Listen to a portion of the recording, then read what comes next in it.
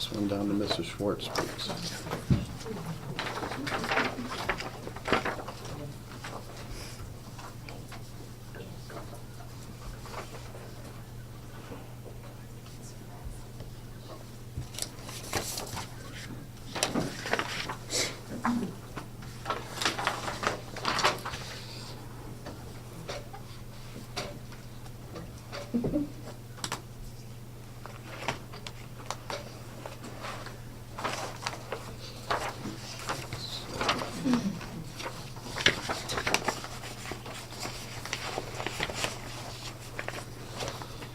Next item is to sign tentative agreements, but there are none at this time. Item number 4 is to discuss topics for bargaining. The floor is open. Mr. Chair, Mr. Fay. we did send out some of the personal leave language out to everybody this afternoon, and we hope that everybody had an opportunity to review that. And I see that, and I didn't get the email until just a few minutes ago, that you sent out, Dr. Sullivan. So the changes that that you've suggested here are not on there. So I guess we're open to some discussion on it.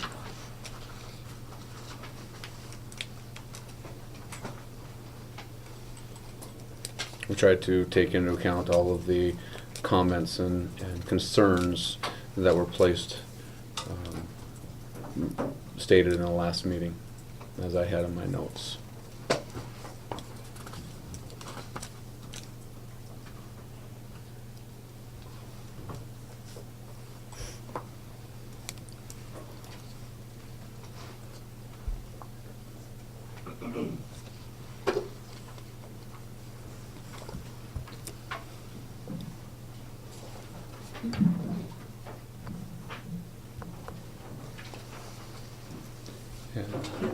I'm currently making right now the changes of the individuals and contributors to teachers to make that more consistent, which is perfectly fine.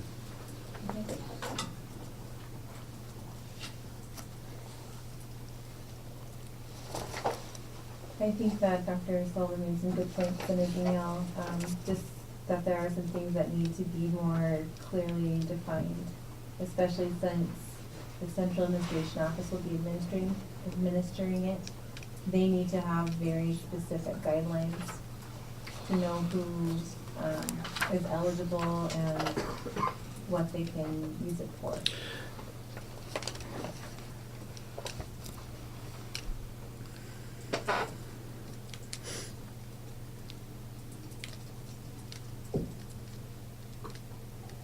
Does that become more burdensome to what our topic was of simplifying leave language? We're adding more and more specifics. I mean, because I don't know if we can put every possible scenario in there.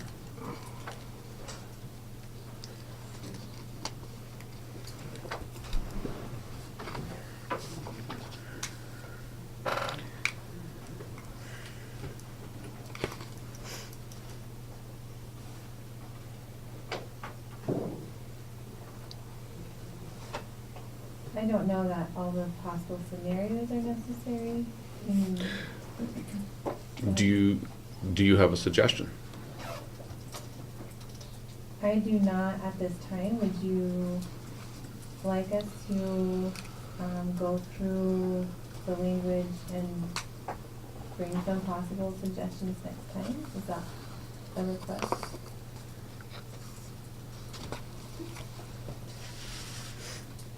Well, either that, or we can look at go through it and look at it and see where significant hardships need to be clearly defined.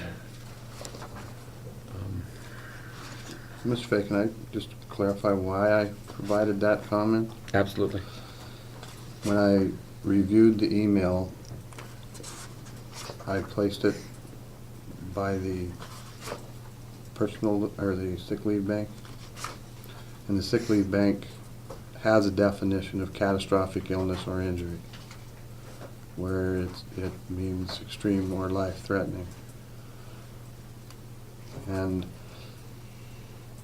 My impression from the conversation previously was that what the parties were interested in was something similar, not identical, but something similar that was a life-altering event, not my toilet plugged up and I have to go see a plumber.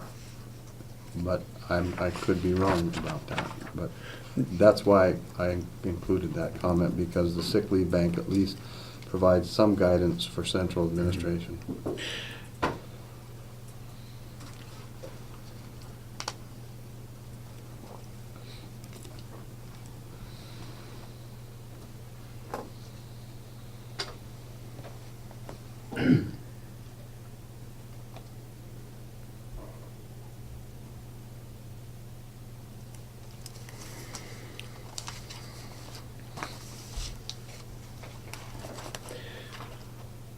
Under 3, how a teacher's eligibility to access the personal leave bank is not established.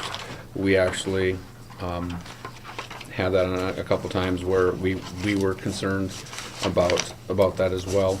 In fact, as we were looking at this, I drew question marks. Each teacher can stipulate the hours they wish to contribute on the end of your personal leave form, and we know that Mr. Reap stated last time that he has not done any in last 2 years, you say? I think so. How hard is it to do them if we decide to do this, if we go this route? How hard would it be to reestablish that form so that they would be able to signify how many they want to place in that? I wouldn't think it would be too burdensome. It would have to be done with timeliness so that people know, okay, it's May 23rd or whatever.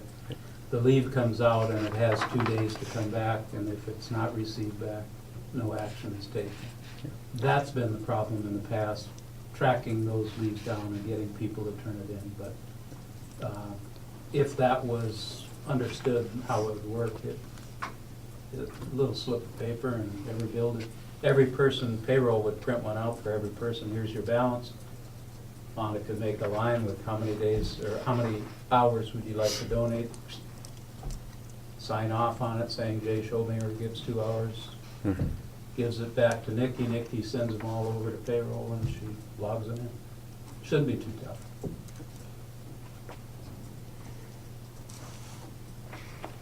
And that would be, if we decide to go this route, that would be, and that was the reason why we also put on the bottom, the January through April report would be distributed or would be available to the teachers so they could see the usage and see if it's more is needed, and then they could make a informed choice of whether they need to or not.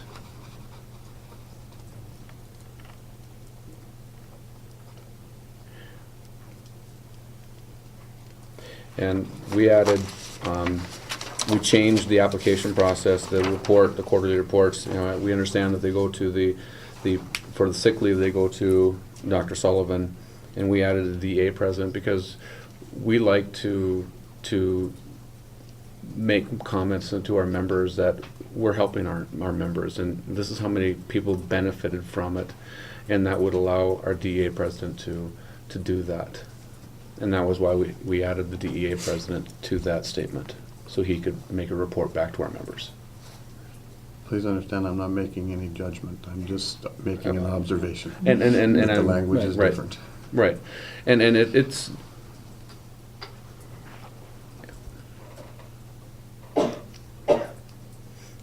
And we thought, and my comment was that we did think through, some of the reasons why we chose to change that.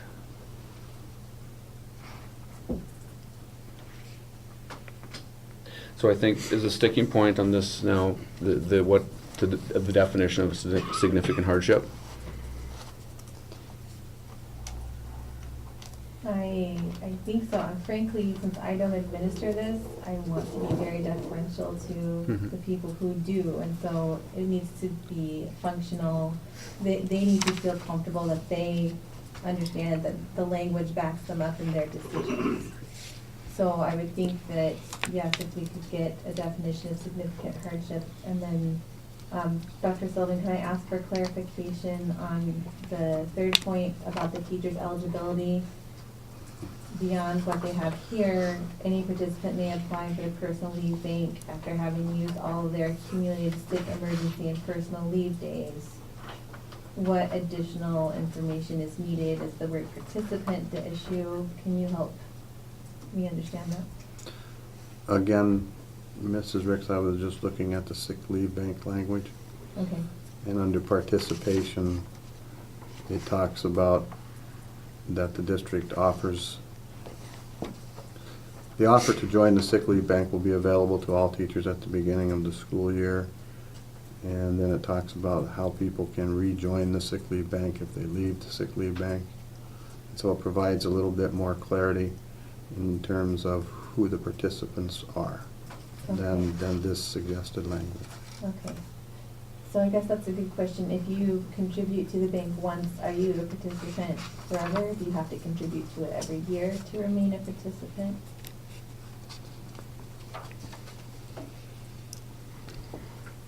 I think our concept behind this was, as we started to look at simplifying leave language, to include those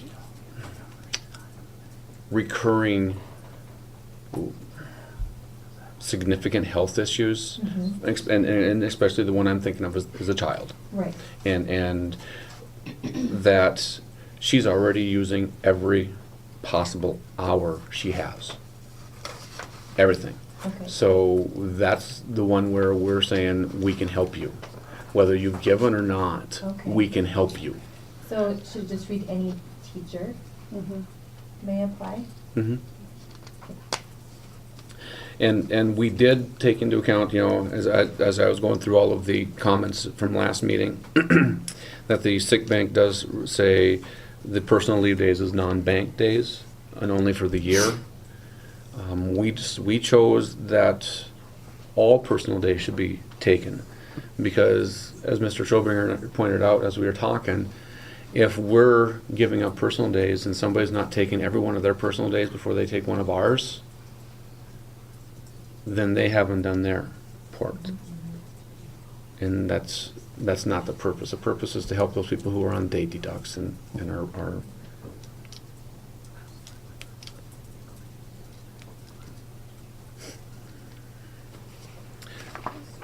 Mr. Chair, Mr. Fay? can I ask Mr. Reap, how would you, if you were here next year, and I'm sorry you're not Thank going you to for be, that. if you were here next year and you would be the one who would review a hardship case, what would you want to see in definition? You know, I haven't had a lot of time to think about that, so I guess I wouldn't want to try to describe it right now. But certainly significant hardships would be very hard for me to wade in on whether it was to Sarah versus Shauna.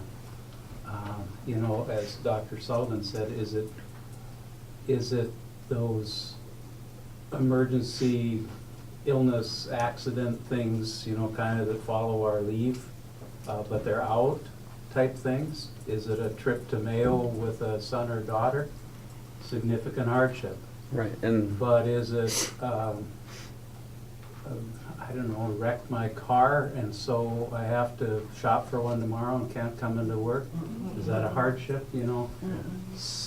People look at that very differently over the, you know, my course of being in administration, and to them, it might be really significant and a hardship. Not getting in because of a blizzard, that's an issue for some people. And they would want to have a personal day bank time for that. We've had that request. So it should be really defined, and maybe, I don't know, a subcommittee or something could hash that out, because it should be crystal so that whoever's making that call isn't making judgment calls with one teacher to the next. Or as clean as possible, and following immediate family members as defined. And I think that our intention was, and why we tied it so closely last time with the sick bank, was that it's those people who it doesn't meet the requirements of the sick bank because it's not catastrophic and life-threatening at that Yes. time, Yeah. but it's a recurring it's a recurring health. So it wouldn't qualify for the sick leave, but we'd want it to qualify for that. But obviously, you know, it would have to be, in my mind, some sort of health issue. Okay. Okay. I mean, See, that would helps. that would be That narrows it immensely. Recurring But the way it's medical written, it need. doesn't say that, and so that takes it from here to here, but I don't know if it's to here yet. Shauna said recurring medical needs. Is Like that? a recurring medical needs for self, spouse, or child. significant hardships. Can we put significant medical hardships that do not qualify for the sick leave bank? Significant recurring medical hardships? But not Well, counts. I'd be careful with recurring, That's True. because I'm all of a sudden diagnosed with big-time cancer. That's not reoccurring, but I may need that. So I don't know if reoccurring would be a word we want to use. I know, it's tough to define. No, but our purpose for doing this is not to allow Lyle to go buy a car because the Metro blew up. again. Or a deer jumped through the window. Or a deer jumped through the window. We want those people, we want to take care of those people who have used every ounce of leave they have because they have to. And however we want to define that, so be it.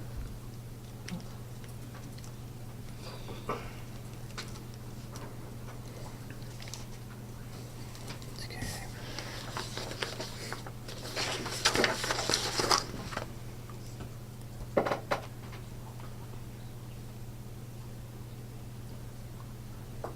Dr. Sullivan, Mrs. Ricks? do you feel that you have a good enough understanding of what the intention is behind this, that potentially the administration who's going to have to deal with this could try and come up with a definition, or do you, what would your suggestion be for moving forward, getting this to a point where it's workable? We can exchange emails on it. I could exchange emails with the DEA bargainers, and Vince and I could sit down and try and come up with a point to start the email exchange. And I guess I just want to emphasize that my point is that in the sick leave bank, it says the sick leave bank is to cover unexpected catastrophic illness or injury. And then it talks about who's covered, the participants, spouses, and children. And then item number 1 has a definition of a catastrophic injury, meaning extreme or life-threatening. And that's the point that I'm trying to make, is that phrase needs to be clarified. So would you prefer, I mean, we do have the personal leave bank can be used for immediate family as previously defined, which would have went back to the emergency leave. I think if we just add under, previously defined under emergency leave, if we just added that at the end. I'm just making observations, is all I'm doing. The conversation about where it goes is between the parties, you know, and I will administer whatever is placed on my desk. All right.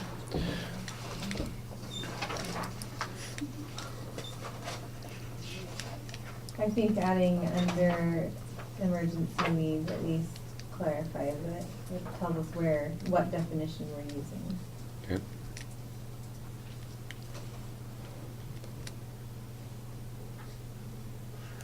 I think if you just said the personal leave bank can be used for immediate family as previously defined under emergency leave. Yep. That- And if we add Be significant okay? medical hardships that do not qualify for sick leave bank, is that suitable enough, or do we need to be more defined than that? We probably do need a definition. Significant medical hardships are fill in the blank. And not that we need a list of significant medical hardships, but Significant medical hardships are all those things that don't qualify for sick leave bank. well, and maybe, I don't know,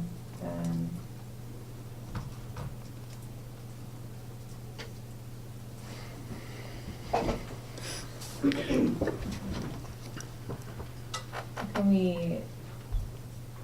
we leave it there for now so that we have the time in between to try? Because I don't know that I have the expertise to sit here and hash it out with you.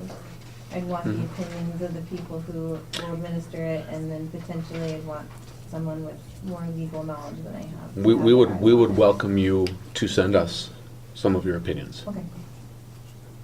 All right. I think it's closer.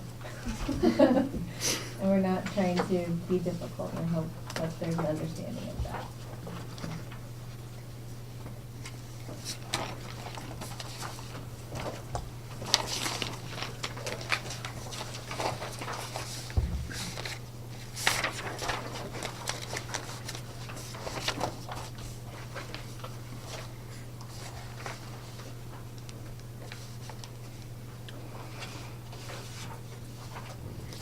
Did we make any decisions on flexibility of leave? It's still on there, I'm just going down the Where list. you wanna go? Might as well. Item C, flexibility of leave.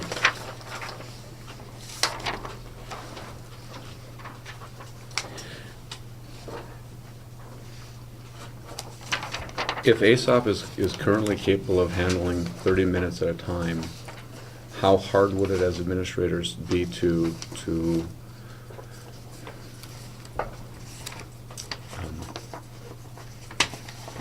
record and account for 30-minute increments on the paychecks so we know where we're at?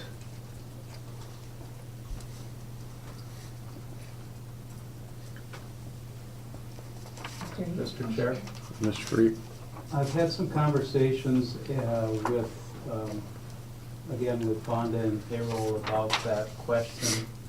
And ASOP, in the format that we have, doesn't have detailed ability to do that. But there's a budget committee meeting tomorrow, and the business of Frontline taking, doing time clocks and converting ASOP into more detailed system.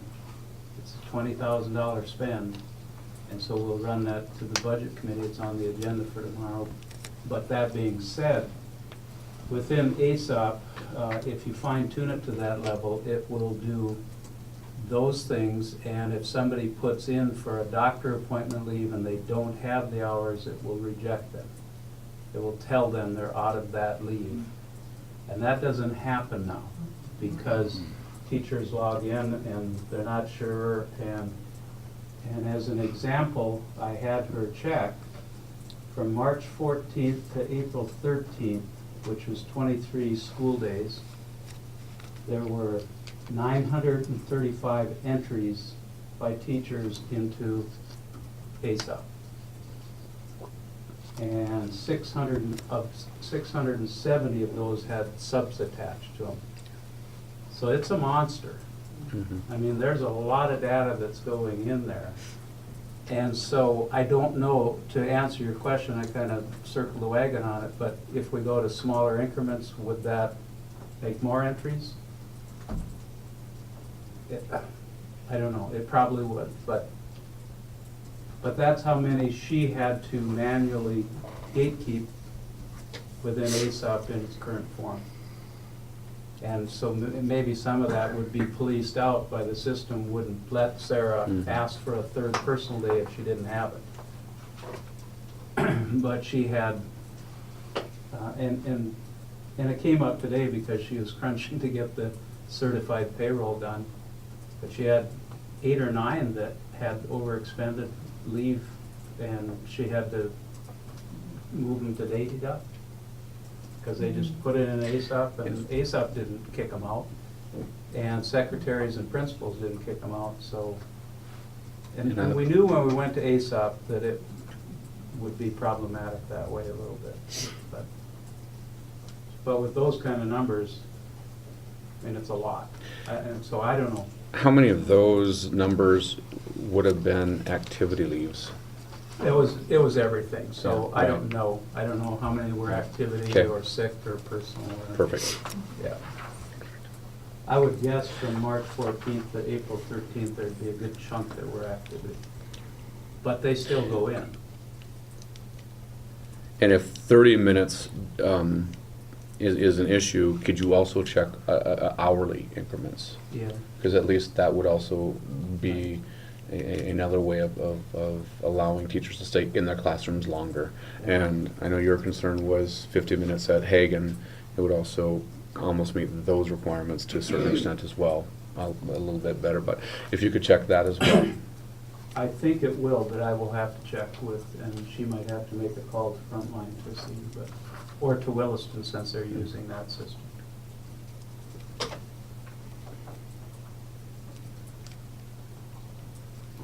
Do we want to wait for that further data before we continue to discuss that item?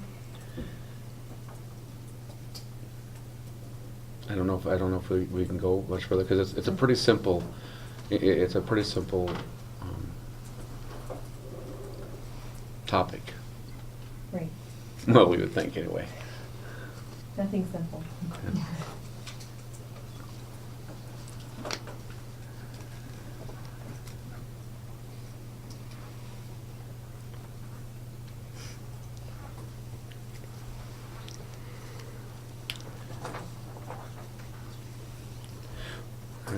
While we're on it, Mr. Fay? let's get to G. G? Frozen stuff in 2009. Okay. I know we asked Mr. Reap to come back with some information, some numbers of the total number of people who would qualify for that, where they're at on the schedule, and what an approximate cost is to move them.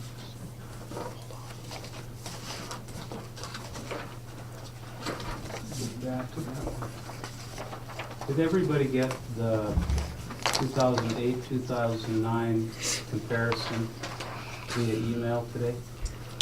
Before they answer, I think we need to clarify that Mrs. Ricks sent me an email early in the afternoon to send it out. Mr. Reap was in interviews all afternoon, and he could not get it sent out until about, I don't know what time he sent it, 3:45 or 4 o'clock, and so they may I did not. They might have been at track. I was at track practice. Our schedules did not mesh very well in terms of getting it out to you earlier.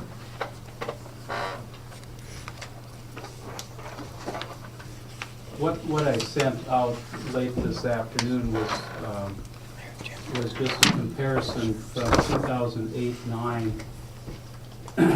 when the vertical movement was frozen. And then it compared base salary index, beginning pay for teachers, which in 2008-9 was a flat amount that wasn't connected to the index.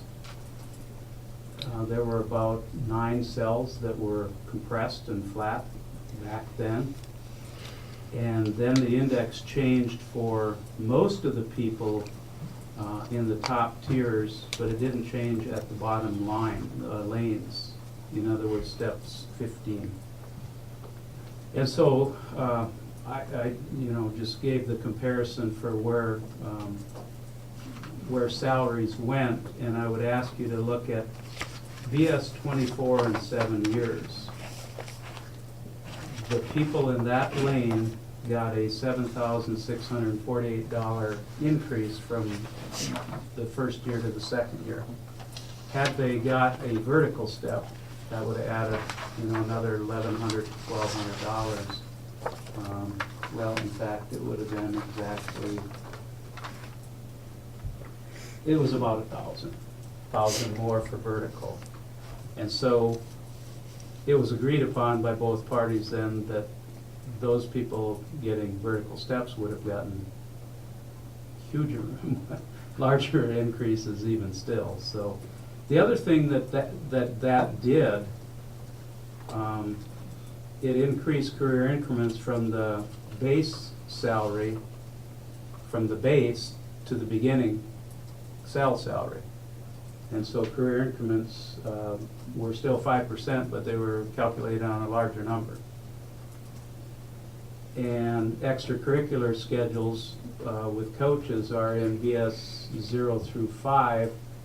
Those went up significantly, and so the extracurricular subcommittee went back and adjusted the percentages downward to help mitigate those increases, but it was still a pretty significant one. And continuance pay didn't change because that was based on the base salary year, but continuance pay was active in those years too. So you can, I guess my whole point is you can see what the increases were, and I just, you know, the 65 people that would have gotten a vertical step then would have, according to the two teams, that was too much of a raise, so they agreed to not. And I think we understand the reasoning why. And today there are approximately 8 left. Well, there would be 16 if you counted people that were over on the left side of the lanes and now have moved over where they could make vertical moves. Let me find those numbers exactly. Yeah, there are 8 that could make a vertical step left this year. There were 8 that could now, but probably, well, maybe they could have then. I didn't look at exactly where they were, but they can now because they've moved over. It doesn't impact their career increments because they're not to BS 32 yet. Well, some are and some aren't. Some got their masters and went over 3 lanes, and so now they can when they get to the bottom of step 15. And then there are some that are already past step 15. And so I don't know what you would do with them. In fact, there are 4 that are on step 15 this year. And yeah, Jim's one of them. And so there is no step, and so you'd have to rewrite the career increment language to say whatever the groups agreed to. And there are 2 that will go to step 15 next year in their contract, and so they're kind of out too. And then there are 2 that are at the bottom of, one's at the bottom of BS plus 0 and one's at the bottom of BS plus 24, so there is nowhere to go. So I wouldn't count, personally I wouldn't count any of those. Okay.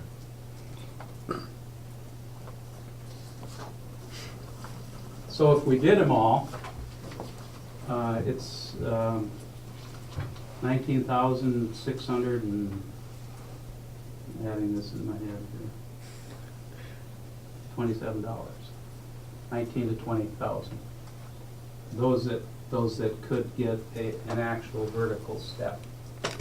I don't know what you would do with the career increment piece.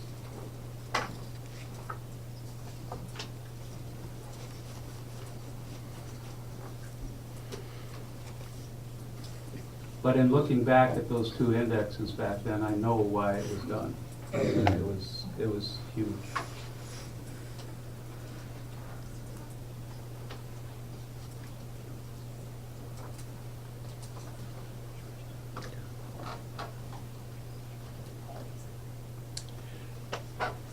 Can we look at some options or interests? Yeah. Should we start at the beginning? Did we define an issue for this one? I don't know if we did.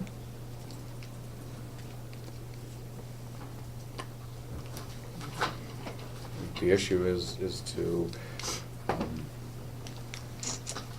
give back the year of experience to teachers who who are eligible. Because Mr. Reap, Yes, was those people who were at year 16, for instance, and went to year 17, I'm trying, when did career increments go to 2 years instead of 3? I would have to research Okay, that. I don't but remember. if they were eligible for a career increment, they did not freeze, did they? They got their career increment? That's correct. So And I is- think I found that in the 2009 Right. minutes. So it was just those that were up here that didn't? Yeah, yeah, they didn't lose, now you have to go, they got their step, those that were into 15. Okay. Because that was brought up, and if you look at the minutes from that, I believe it was June 4th meeting, it stated that. But it was the people, the 65 that didn't step, that it delayed them a year. Right. But then, 2 or 3 years later, they moved it to every 2 years, and so it sped them up by that amount. So a lot of things changed. Okay. Continuous pay went away, and career increments went to every other year instead of every 3 years.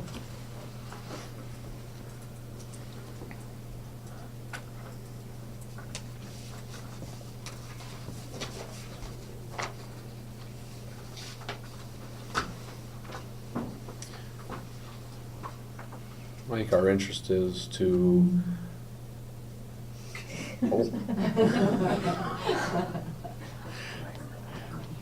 I think our interest is to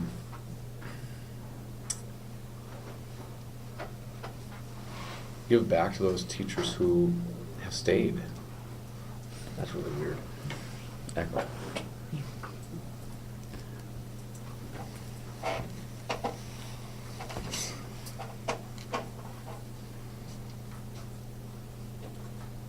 So did I write this on the wrong line?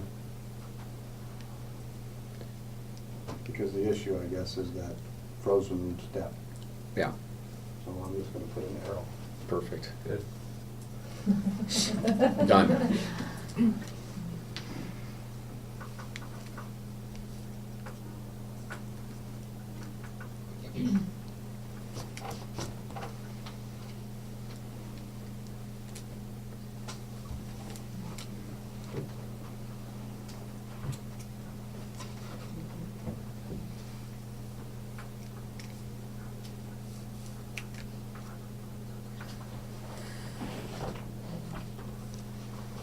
You don't have any options to develop.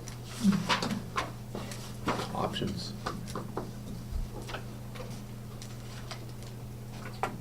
Well, one option, for the sake to get going, is the status quo.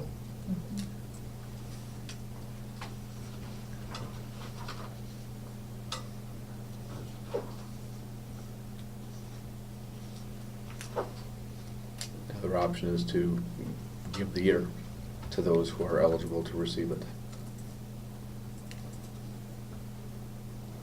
To increase, to place them properly on the salary schedule, in their proper place on the salary schedule.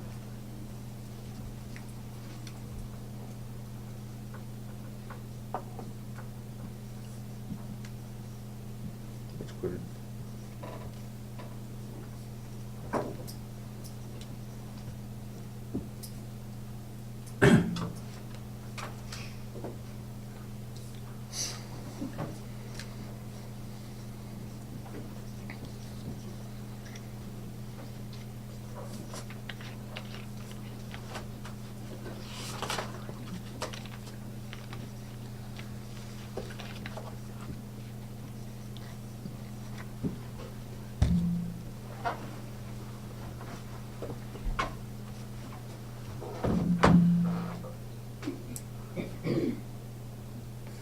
Any other options? Okay. I think it's kind of either or. It's pretty cut and dry.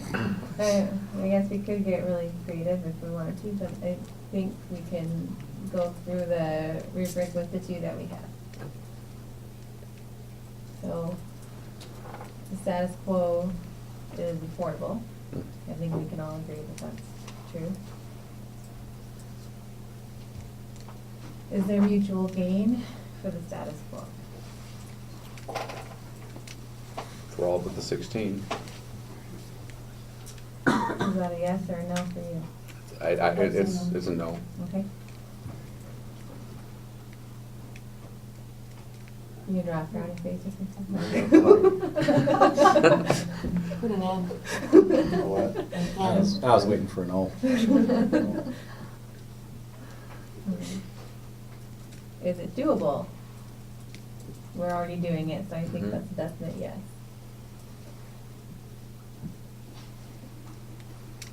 Is it ratifiable?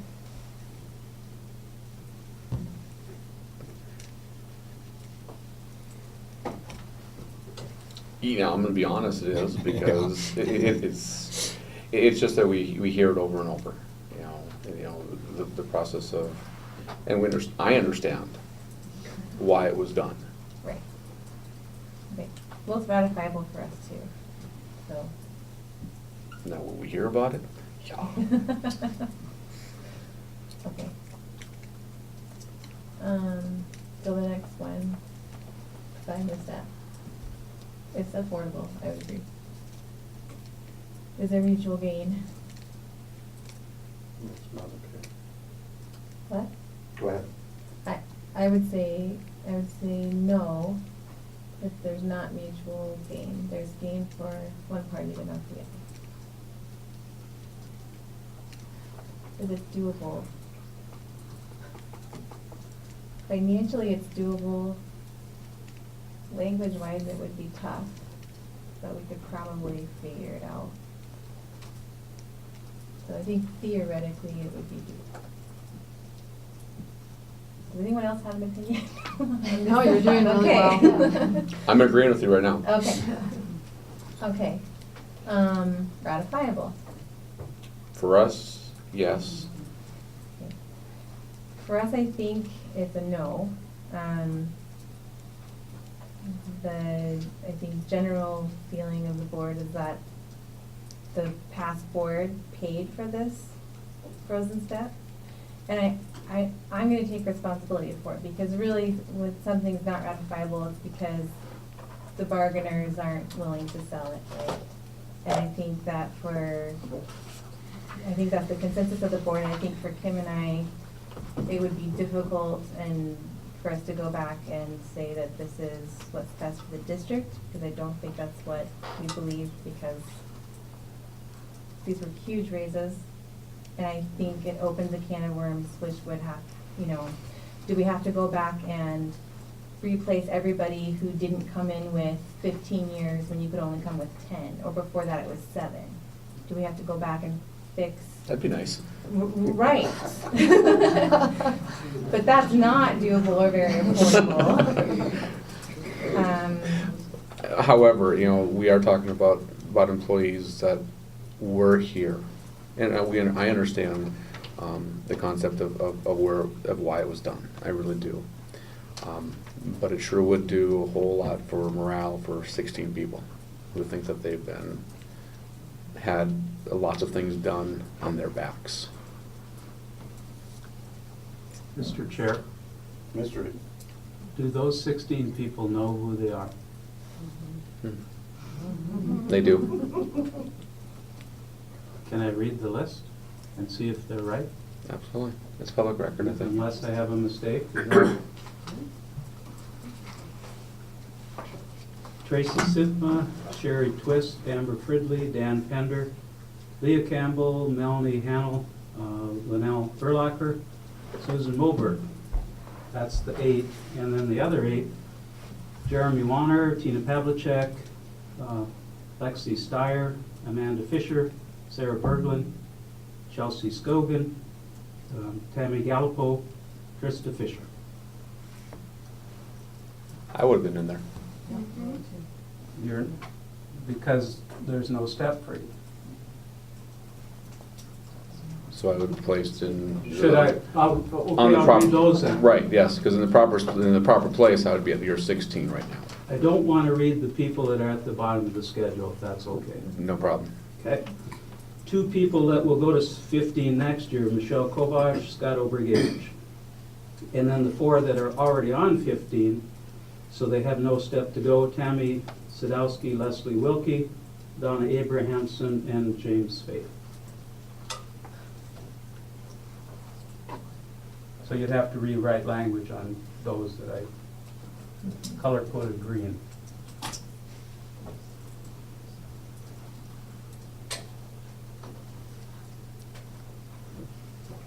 So that 19,627, Mr. Reap, Takes care of the 16 that I it first- does not include the step 15 or step 14. No, because there's no payment mechanism once you're to 15. There's no step.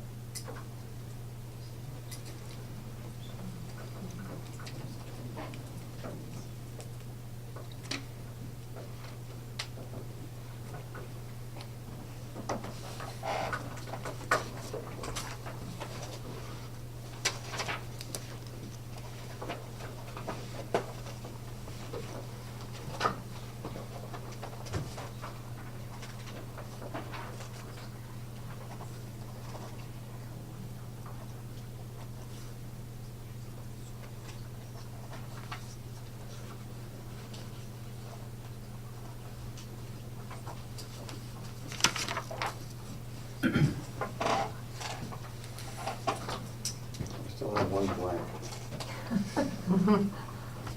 I believe they said it was no.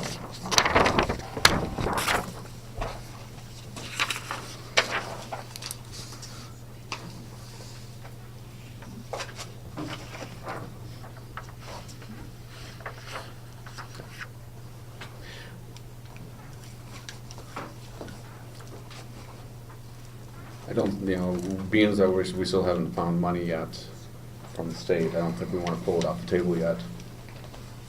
But I think that we need to, in lieu of time, I don't think we're going to go anywhere with it tonight.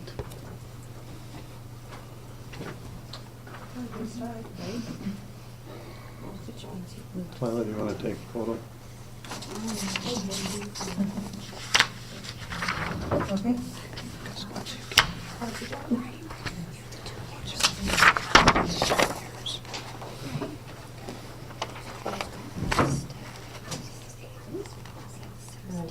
Mr. Reap, before we move on to another topic, could you determine how much it would cost to move all of them to their proper spot today?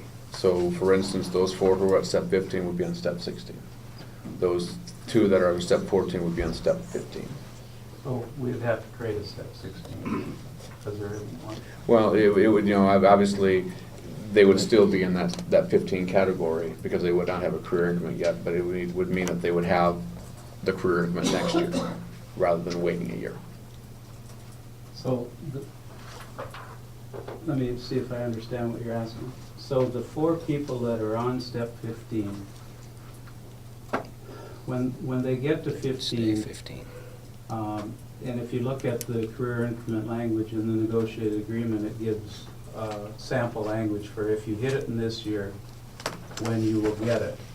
So what you're asking is whatever that language is, to give it 1 year before they would be eligible currently, for those four.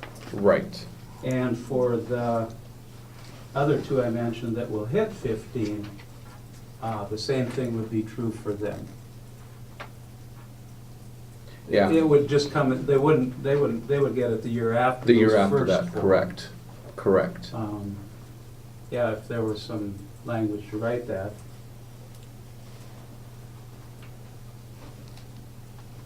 It would, well, the math would be pretty easy on it. It would just be like getting pre-loan, or, getting an advance, right? So whatever the value of the career increment is for next year would be times 4. And that hasn't been determined yet because you're not done. And for the other people, it will be determined on what the career increment is in 18-19, which we also don't know. So it's just, We could estimate a dollar amount, but Okay. Thank you. Can I erase those?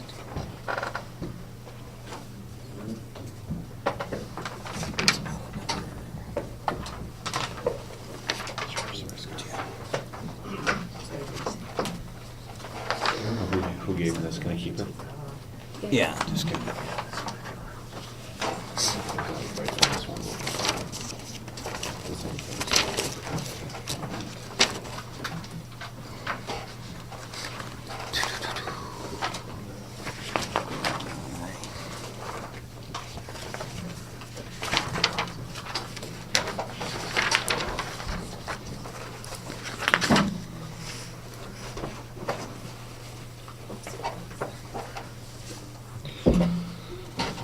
Okay, so this topic will be continuing on the agenda for future discussion.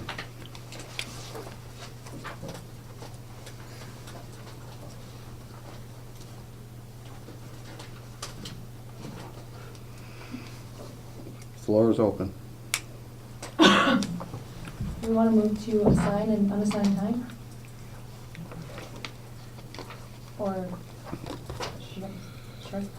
These are good. Okay. Ms. Bergen Yes, I would like to wants move to assigned and unassigned time. Item N. Assigned and unassigned time. So are we doing the issue and then? Yeah, we are. Perfect. Did we start with that one? What did they? I thought we had. We started. I don't believe we ever went back and did the IBB, so. It's down here. Unassigned time. Yeah, Oh, yeah, is we it had down there? some issues in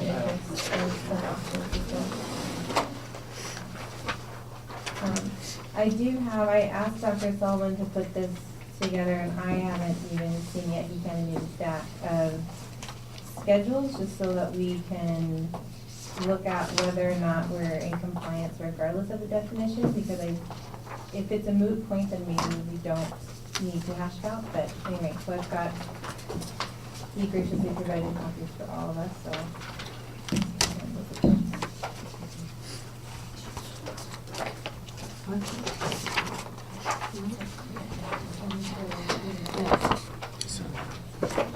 Thank you. Well, I believe the issue here is the fact that teachers are being assigned duties during their unassigned time.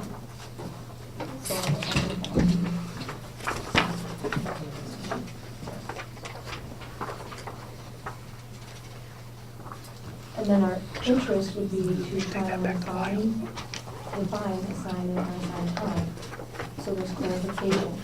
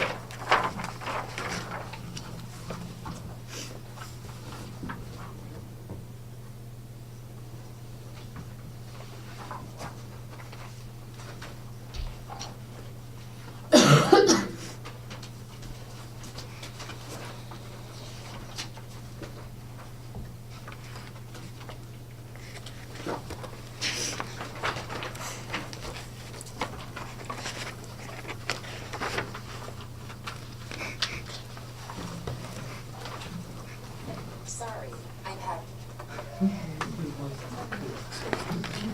It's $25 fine.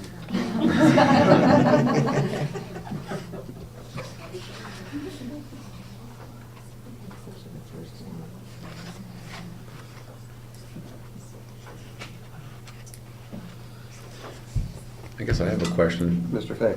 Not knowing elementary schedules, why is there a difference between the unassigned times between Roosevelt, Lincoln, Jefferson? You know, some are at 1:15, one's at 1:25. I guess I'm not being familiar with it. Why would there be a difference? And I can't tell which schedule's which here. I then Roosevelt has a nice little Roosevelt on it. And that was on purpose. We removed the names of the individual teachers. Oh, okay. Just thinking that they may not want to be personally identified. Okay. But the schedules that have been provided, the principals have assured me that for the classroom teachers, while things happen at different times, the time periods are the same. But to answer your question, I don't know. Maybe my former elementary principal can help with that. I don't know either, but it might be start times. I know they stagger their time, but I haven't looked up the document. Do they all end at the same time, 3:15? No. And I think maybe some are required to be assigned at 8:25 and others are a little different, you know, when kids come in, and so maybe it's that. I don't know.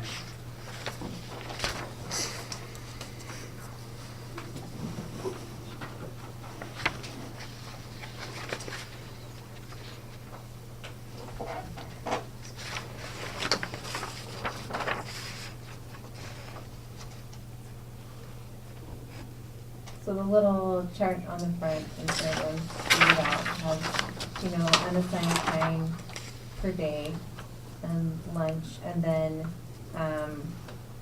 the last number is the unassigned time times 5, and then minus 90 minutes for super block. And that's the average. So even with super block not being counted as unassigned time, we're averaging out to more than 90 minutes a day.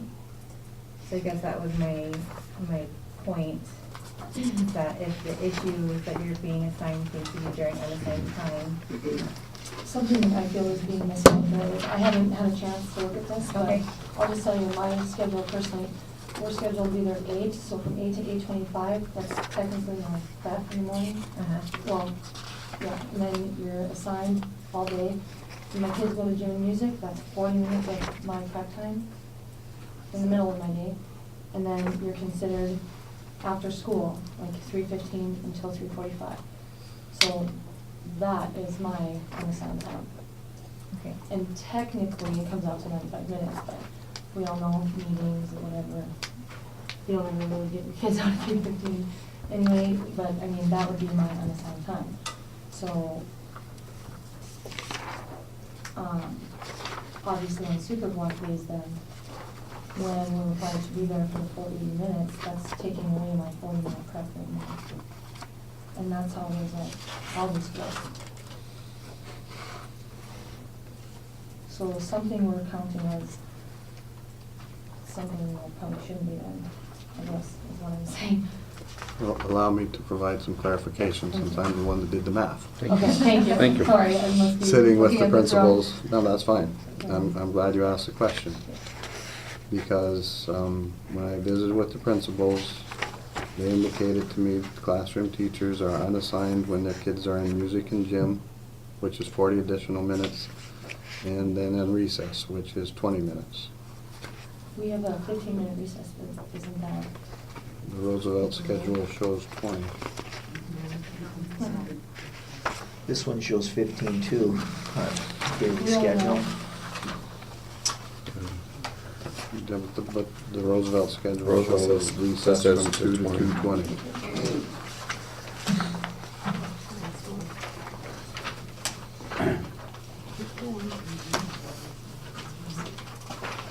I'm just trying to clarify how the math, how it was Even recess, that's compiled. Pick your kids up. Okay. right, right. So there's a 15-minute there, so, Yeah. and that might explain the difference between the unassigned times. Right, because if it's a Like, 15-minute that's a recess, it 15-minute. comes out to 110. Right, So versus the it's 120, okay. And then, which one is Jefferson? Just out of curiosity. That's at 125. Is it just because it's a longer day for them? Let me find it here. Or a shorter day, maybe? Make sure I get the right one.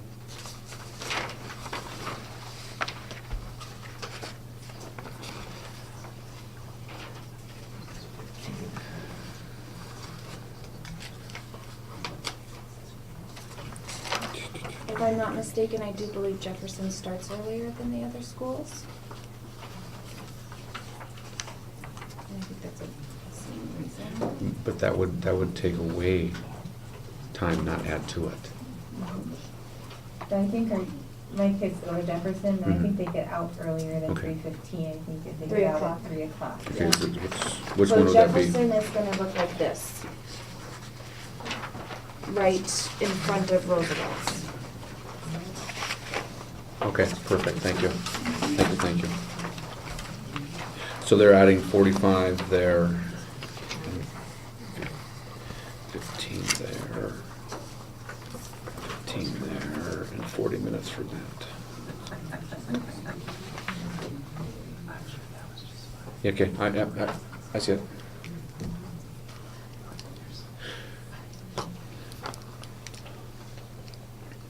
Okay.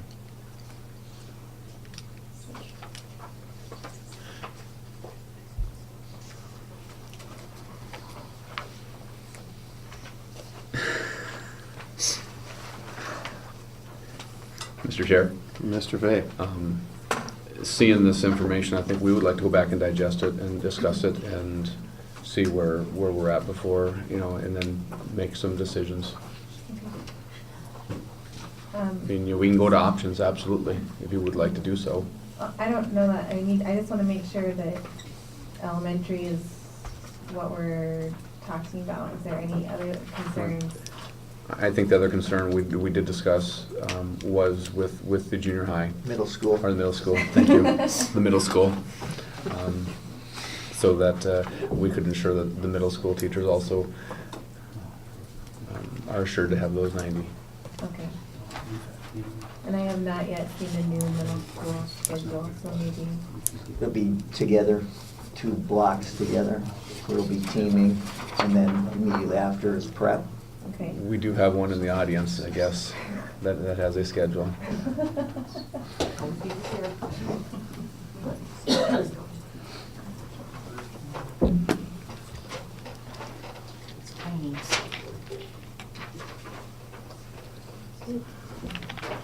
Just gotta make sure I get it back, or I might lose a finger.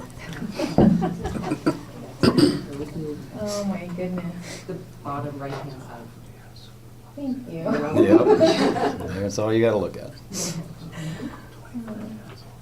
There's a key to read this. It's exciting.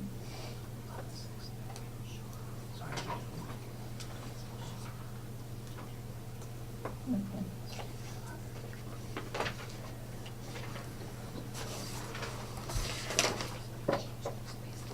And not So have- you get 100 minutes a day, basically, of prep time.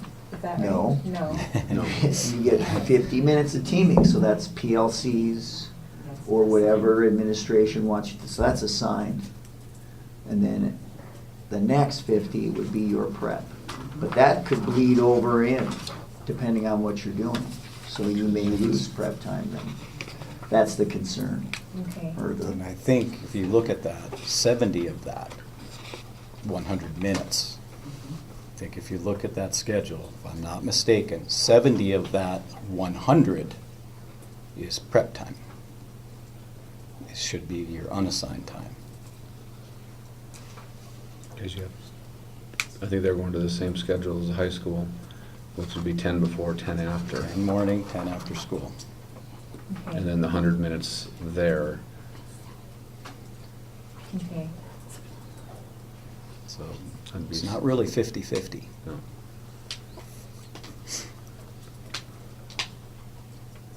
but that, that can change depending on what you're doing too. Mhm. If you're in a meeting and say, well, we gotta get this done, you could say, yeah, well, let's go into this, and then we'll get back some prep time somewhere else too. That could possibly happen. So there's an understanding that there's going to be a daily agenda given to you for that team time, or is it just prep time provided at the same time? From what I as your team understand, members? from what I've understood, there will be an agenda, there will be an administrator there Every day? every day. That seems like a lot of administrative time, okay? That's what I understand right now. Okay. Now, who knows, once it's in, put into place, but that's where we're at right now. Okay.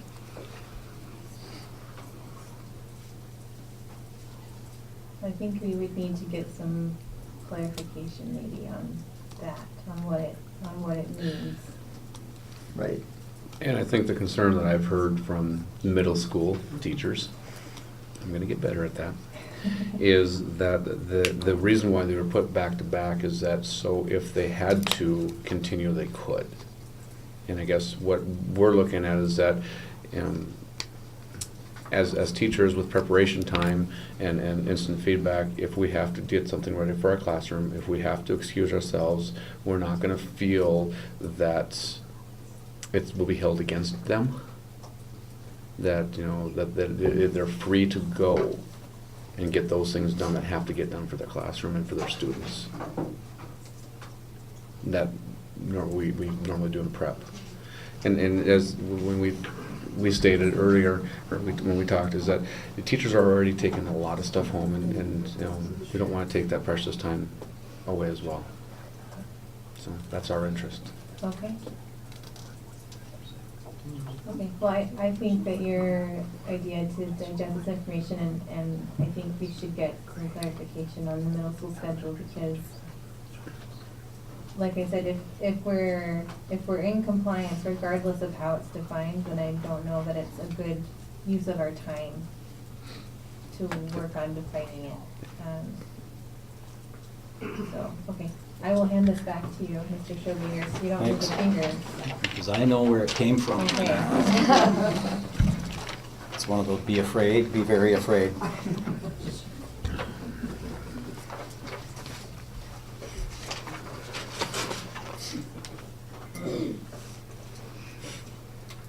So just so I'm clear on where we're at with respect to the K-5 schedules, pardon me, the DEA will review that information prior to the next meeting. And with respect to the middle school, the board will seek some clarification with the administration. When you receive that, Mrs. Ricks, will you pass that along to us as well so we can review it and then we can come back with informed?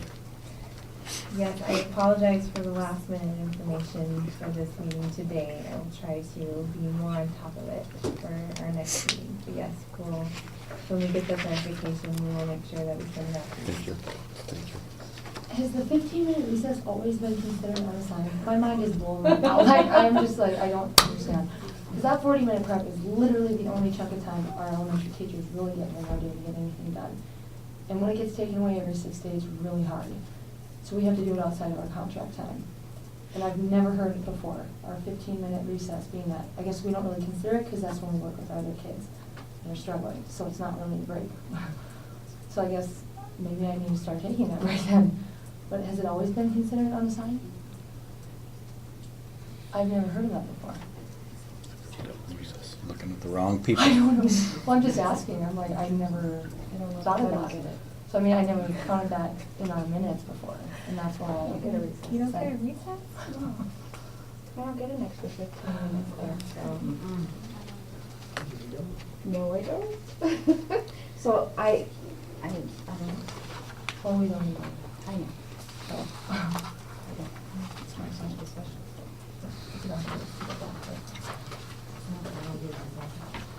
does anyone know or have an answer to that? Okay. I don't know. I've never heard of All I that can before. talk about is for 8 years. Vince has been here a lot longer than I. I don't know.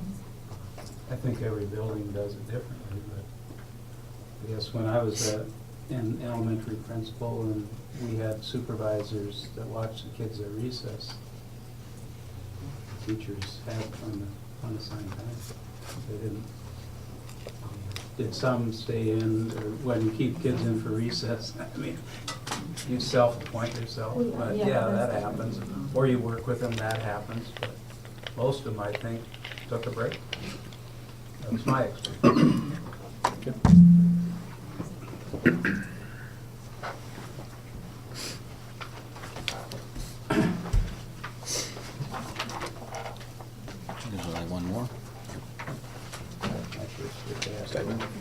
stipend?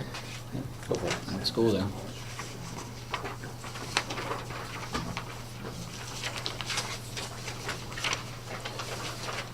Mr. Chair, we Mr. Fate? might as well deal with I, stipend for district moves. Item I. This is the one we started last time and only got, right? Or was that school calendar, wasn't that school calendar we did? We started talked about that. the school calendar and then I believe we started on stipend and we, yep. I know we talked about stipend, yes, but I And we defined the Right. issue of there are many teachers who will be asked to move from school to school and utilize their own personal time to pack it Yep. up. I think that's as far as we got. I don't think, know. I We think so defined the too, interest. and then maybe we got ahead of ourselves, and I apologize. So we finally-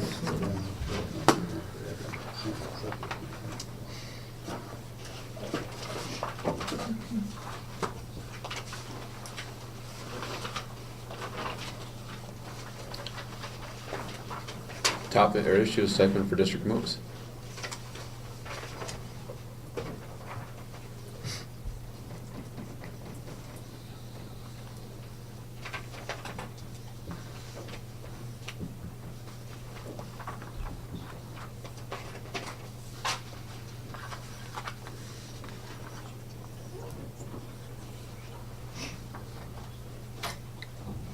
The interest of for the teachers is that those teachers who have to move rooms or buildings would be compensated for that pack and unpack and setup times, which would be outside of the contract day.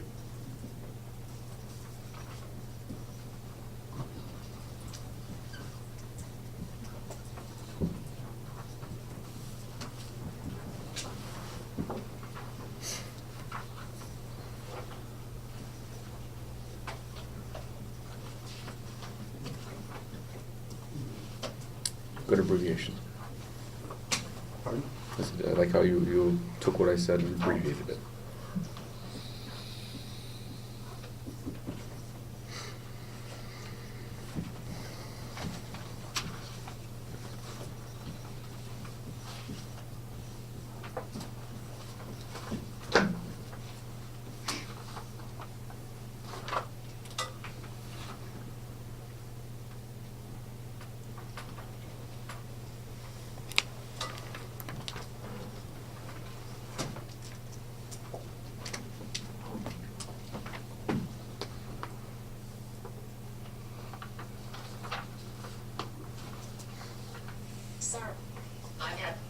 $50. Up to 75.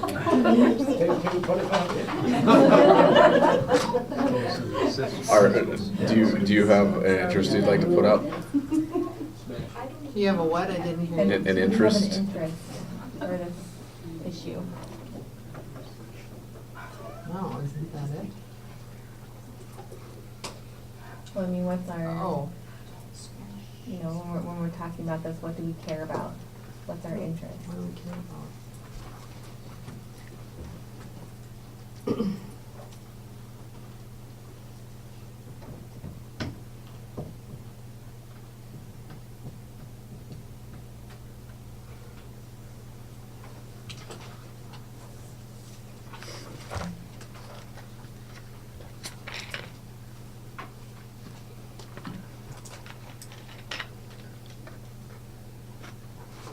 I suppose you have to have one.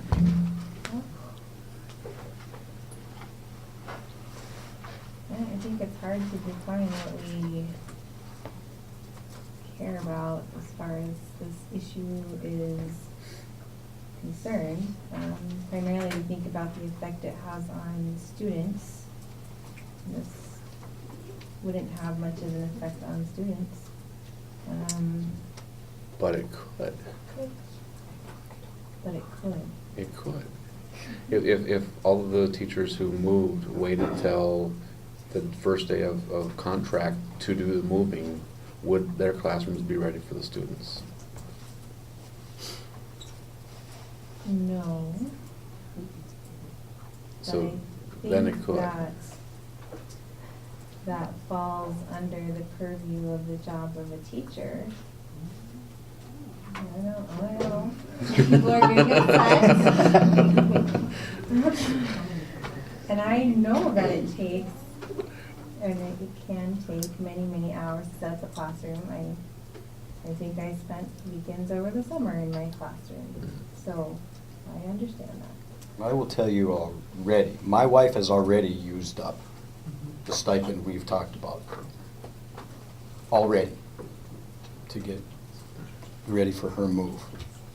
I mean, she spent easily 10+ hours already. Now, if you want me to, that's 10 hours I don't get to see my wife. Or I have to go help her, which is not a great option. Because what I would throw away and what she would throw away are two different things. But I'm just saying, it's a lot more time, I think, than people realize if you wanted, if you're going to do it right. And if we're going to ask them to do that, I think we should help them out somehow. It's a lot more time than just setting up your classroom from shutting down for the summer and then resetting it up.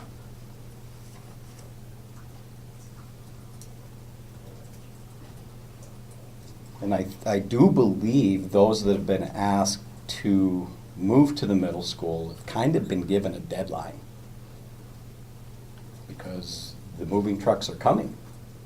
So it isn't like they can take the month of June to do all this and then get it moved, and I don't know what that deadline is for sure, but I believe they've been told, hey, you gotta have it done by this time. So that's time that they have to take now before the end of the school year. I don't know. I think we need to do something for them. It's not me. So is the issue really this year and not so much in general? Well, this is a big year, obviously. There will be another big year when whatever they decide to do with Berg, because there will be people being asked to move again.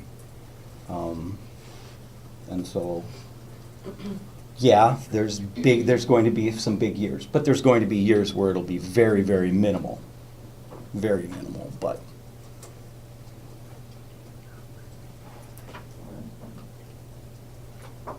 we're asking a lot of people in our district right now to put a lot of time in and not just preparing for their kids this year.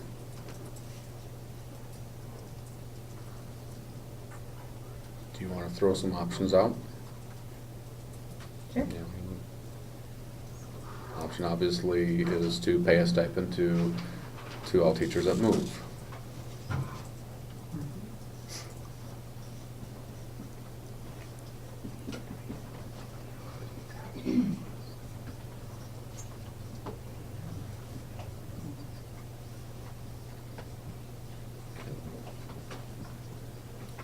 I think another option too would be to maybe pay a stipend to those that are forced to move, not ones that choose to move. So maybe just same thing with, I don't mean forced, but you know what I mean. Required? Required, thank you, yeah. Required to move.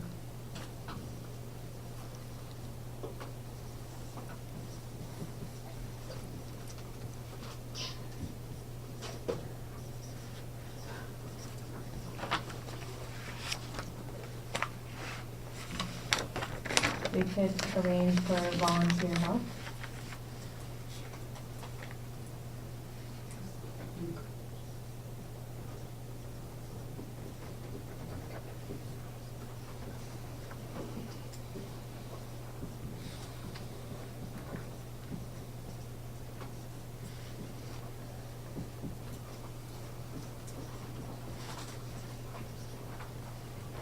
And again, the ever-present status quo.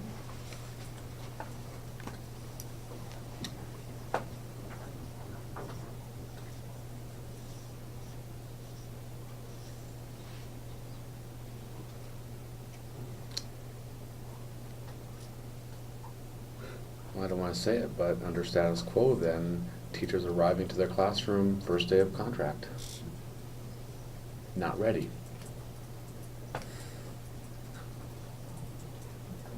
That's not professional. No. That's not professional, and I'm not saying it would be.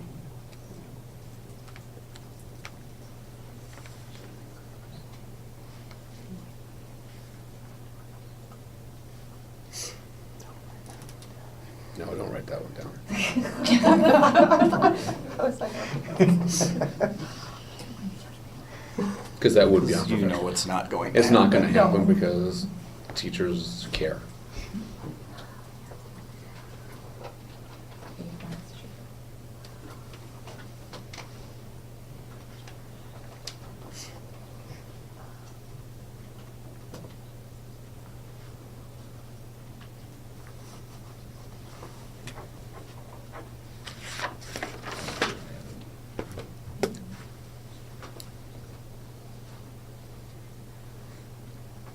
Mr. Chair?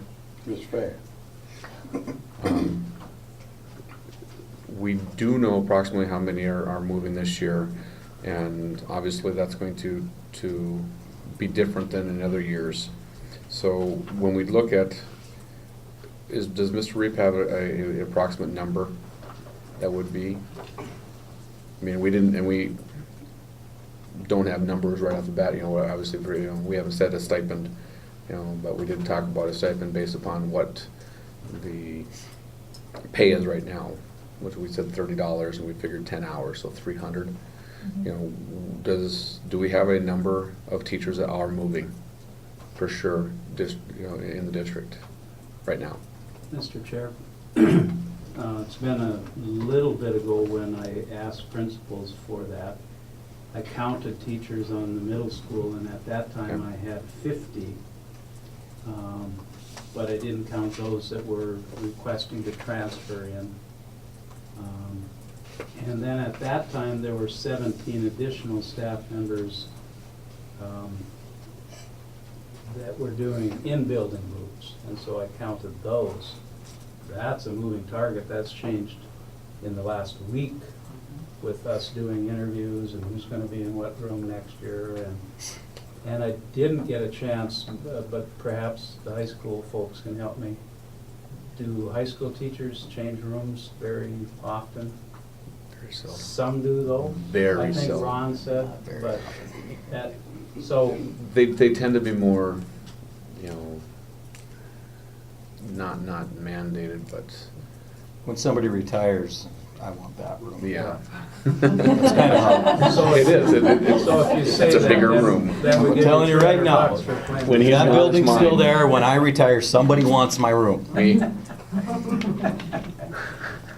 So that being said, Nobody wants mine. with those rough numbers, it was $20,100, but that was at $300 a person. I didn't, the DEA handed out last week or the week before, 300 for those that are assigned to another building, 200 for within the same campus, and 100 for those that asked to, beg to, and put in a request to transfer. So that. It's approximately 20,000, you said? Yeah. because And that was like all I- at 300? Yeah. Okay. Okay. Yep. Okay. It's 25 after. Is it?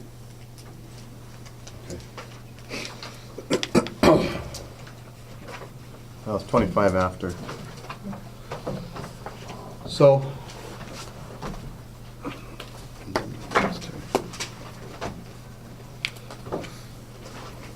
The minutes from April 5th were signed, approved and signed. There were no tentative agreements to be signed tonight. The topics that were discussed were item A, simplify leave language. And there will be an exchange of emails between the parties to try and come up with a definition of significant medical hardship. Item C, flexibility of leave was discussed. I don't remember. Nobody's assigned anything there. We just decided to, because. We're waiting for further data. Yep. Yeah, because the budget committee was going to be with Frontline. Item G was discussed, frozen step in 2009.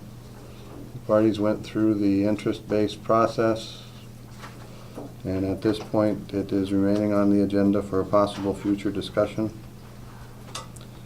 Item I was stipend for district moves was discussed, and the issue and interests were identified along with some possible options.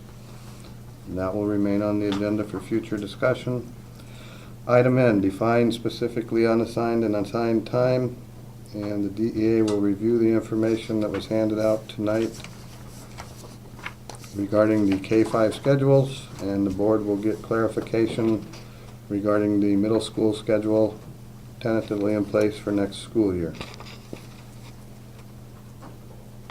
And that will remain on the agenda also, which takes us to scheduling the next meeting date and time.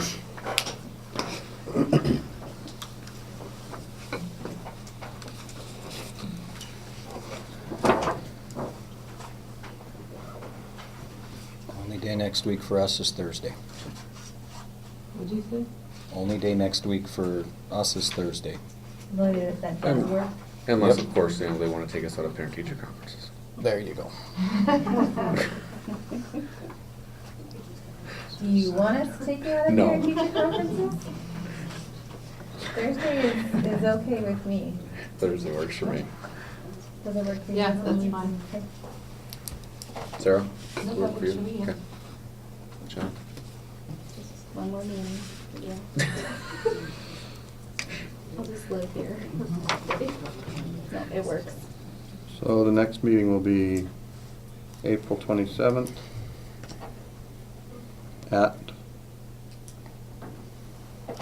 My schedule is very flexible, so what works for everybody else? 6 o'clock, if 6 o'clock. everybody's okay with that. Yeah. 6 That's p.m. great. Means my husband gets to babysit.